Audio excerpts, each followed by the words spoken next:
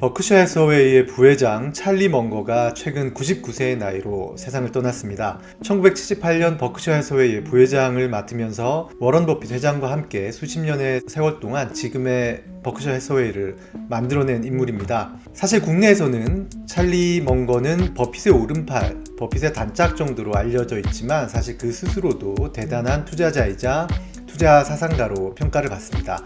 사실 먼거를 만나기 전까지 버핏 회장은 기업의 질보다 투자의 가격을 더 중요하게 생각하는 전략을 가지고 있었다고 합니다.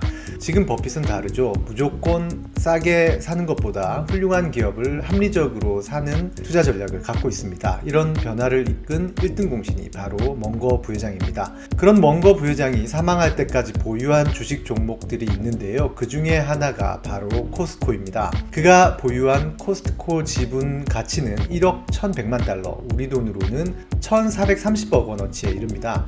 사실 버크셔 해서웨이도 한때 코스트코의 지분에 투자한 적이 있는데요. 2020년에 털고 나왔습니다. 그렇지만 먼거 부회장은 개인적인 보유 지분은 전혀 청산을 하지 않고 계속 보유를 했던 것이죠. 올해 초 먼거 부회장이 코스트코와 관련해서 발언을 했는데요. 나는 완전히 코스트코에 빠져 있다. 절대 지분을 팔지 않을 것이다 라고 말할 정도로 코스트코를 좋아했습니다. 그리고 실제로 결코 팔지 않을 것이라는 약속을 지켰죠. 코스트코에는 우리에게도 친숙한 창고형 소매업체입니다. 과연 먼거 부회장은 코스트코에서 어떤 특별함을 발견했을까요?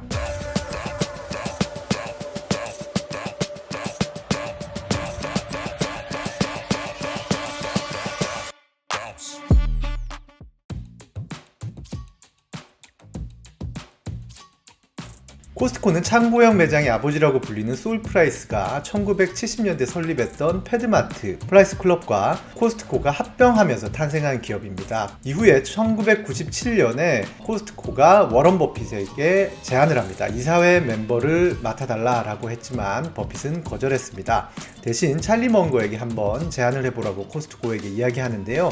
코스트코는 그래서 먼거에게 이사회 멤버 자리를 제안을 했고 먼거는 이를 받아들였죠. 그리고 올해 그가 숨질 때까지 25년간 찰리 먼거 부회장은 코스트코의 이사회 멤버로 활동했습니다. 버핏이 거절했던 것은 애초 돈을 벌기 힘든 사업으로 판단을 했었습니다. 그렇지만 먼거의 생각은 달랐죠. 그는 소매업도 충분히 수익성이 있을 수 있으며 특히 코스트코는 비즈니스 모델이나 일하는 방식이 뛰어나다라고 평가를 했습니다. 먼거는 한 인터뷰에서 코스트코에는 미국에 있는 어느 가게보다 싸게 팔고 있었고 크고 효율적인 매장을 운영했다. 주차칸도 다른 마트보다 30에서 60cm 정도 더 넓게 만들었고 직원들은 모든 일을 똑바로 처리했다라고 후하게 평가했습니다. 많은 분들이 코스트코 하면 떠오르는 모습과 특징은 아마도 창고형 매장이라는 점일 텐데요. 코스트코는 창고형 소매점이라는 형태를 개척한 곳입니다. 미국에 있는 대형 철물점이죠. 홈디포, 플로앤데코 같은 매장들도 코스트코의 시스템을 도입한 매장입니다. 먼거 역시 홈디포의 운영 시스템을 두고 모든 것을 코스트코에서 카피했다라고 평가를 내리기도 했습니다. 코스트코의 또 다른 특징은 모든 상품이 팔레트 단위로 취급된다는 점인데요. 슈퍼마켓에서는 들어온 물건을 창고에 놔두고 이후에 이를 빼와서 직원들이 진열대, 상품별로 진열하는 과정이 있는데 코스트코에서는 지게차로 팔레트째로 정해진 보관 위치에 뒀다가 팔레트째로 진열대로 옮기는 그런 구조입니다. 팔레트가 아니라 최종 제품이 누군가의 손에 닿는 것은 고객이 구매하는 순간이 처음이자 마지막인 구조입니다. 코스트코의 이런 창고형 운영 시스템은 사실 저렴하게 판매하겠다라는 대원칙에서 출발합니다. 매장 자체가 창고고 창고 자체가 매장입니다. 판매 공간과 보관 공간이 하나로 되어 있다 보니까 여기서부터 공간 비용이 줄어들게 됩니다. 그리고 코스트코는 사실 판매 물품 수도 많지 않습니다. 이 역시 싸게 팔기 위한 전략인데요. 만약에 치즈 수요가 100개라고 보면 5종류의 치즈를 20개씩 살 때의 구매력보다 한 종류의 치즈를 100개 살 때 더 큰 구매력을 갖습니다. 이는 곧 코스트코가 치즈를 매입할 때 매입 단가를 낮출 수 있는 것이죠. 그리고 또 다루는 품목이 적어지니까 업무가 단순화되고 생산성이 높아집니다. 소매업체는 재고를 쌓아두는 공간 단위를 세는 SKU라는 개념이 있는데요. 통상 코스트코 같은 경우에는 한 개 매장에 4,000개의 SKU를 두고 있습니다. 월마트 같은 경우는 그런데 한 매장에 SKU가 14만 개입니다. 코스트코가 월마트보다 재고의 구분 공간이 30분의 1도 안 된다는 것이죠. 그만큼 물류 시스템과 작업 시스템이 단순화되어 있습니다. 일반적인 슈퍼마켓 담당자는 한 명당 1000개에서 2000개의 SKU를 관리해야 하는데요. 코스트코 같은 경우는 한 담당자당 200개 미만만 담당하면 됩니다. 상품의 종류가 적으니까 공급업체도 적겠죠. 그러면 이 직원은 협상이나 계약 그리고 구매 주문에 대한 취소, 그런 업무 수요가 더 적다라는 것을 의미합니다. 그리고 이런 업무 단순화는 비용이나 생산성 이외에 의도하지 않았던 효과도 내고 있는데요. 바로 직원들의 업무 만족도가 높아진다는 점입니다. 그렇다 보니까 코스트코는 이직이 많은 소매업체의 특성에도 불구하고 전통적으로 퇴사율이 적은 회사로 꼽힙니다. 지난해 코스트코의 고용 유지율은 90%인데요. 이 정도의 수치는 미국 내 인사관리 분야에서 꿈의 수치로 평가받는 수준입니다. 같은 기간 소매업체는 이직률이 70%를 넘었다라는 점을 고려하면 90%의 고용유지율은 이례적인 수준입니다. 그리고 사실 코스트코도 고용유지나 직원 복지에 좀 호환 편입니다. 생산성이 늘어나서 절감된 인건비 일부를 직원 복지에 투자하는 것인데요. 이 역시 이직이 많으면 많을수록 비숙련 인력들을 계속 뽑아야 하고 비숙련 직원 비중이 커질수록 업무의 생산성이 떨어지기 때문에 처우를 개선해서 고용 유지율을 높이는 것이 비용 절감에 더 도움이 되고 저렴한 제품을 공급할 수 있다는 철학에 부합하기 때문으로 보는 것이 합리적일 것입니다.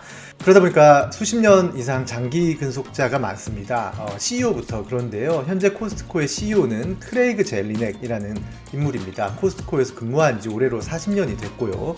CEO 자리에 오른 지만 12년이 된 장기 근속 근로자이자 장수 CEO입니다. CFO도 그런데요. 리차드 갈란티 CEO는 1985년에 CF를 맡아서 CFO만 거의 40년째 맡고 있습니다. 이렇게 장기 근속을 하면 더 높은 자리로 올라가는 것이 가능한 문화라는 점도 코스트코의 특징입니다. 사실 코스트코는 내년 1월에 CEO 교체가 예정돼 있습니다. 현재 젤리넥 CEO에 이어서 현재 COO를 맡고 있는 바크리스가 CEO로 내정돼 있습니다. 그런데 이 새로운 바크리스 CEO 내정자도 40년간 근무한 직원입니다. 애초에 매장 내 포크리프트 기사, 지게차 운전 기사로 입사한 인물입니다. 현재 코스트코는 말씀드렸다시피 12년 장수 CEO가 퇴진하는 리더십 변화를 앞두고 있습니다. 그리고 그 와중에 찰리 멍거가 사망하면서 그의 빈자리까지 감수해야 하는 부담도 있습니다. 여기에다가 이제 거시경제 측면에서 미국의 소비가 점점 꺾일 것이라는 리스크도 코스트코 입장에서는 부담입니다. 리더십 공백을 메우고 수요 둔화 가능성에 대응하는 것은 물론 중요한 일입니다. 그렇지만 장기적인 믿음을 갖고 있었던 멍거의 시각으로 본다면 가장 중요한 것은 따로 있을 것 같은데요. 바로 지금의 문화를 만들어낸 코스트코 고유의 철학, 즉 가장 저렴하게 물건을 제공한다라는 대원칙을 유지해내느냐에 달려 있을 수 있습니다. 이 원칙을 기반으로 코스트코의 운영 시스템과 장기 근속하는 기업 문화가 만들어졌습니다. 고객은 물론이고 멍거 부회장과 같은 주주, 직원들에게까지 호평을 받는 기업은 드뭅니다. 저렴하게 제공한다는 원칙이 유지된다면 코스트코에 대한 멍거의 투자 판단은 앞으로도 훌륭한 통찰이었다는 평가를 받을 것 같습니다.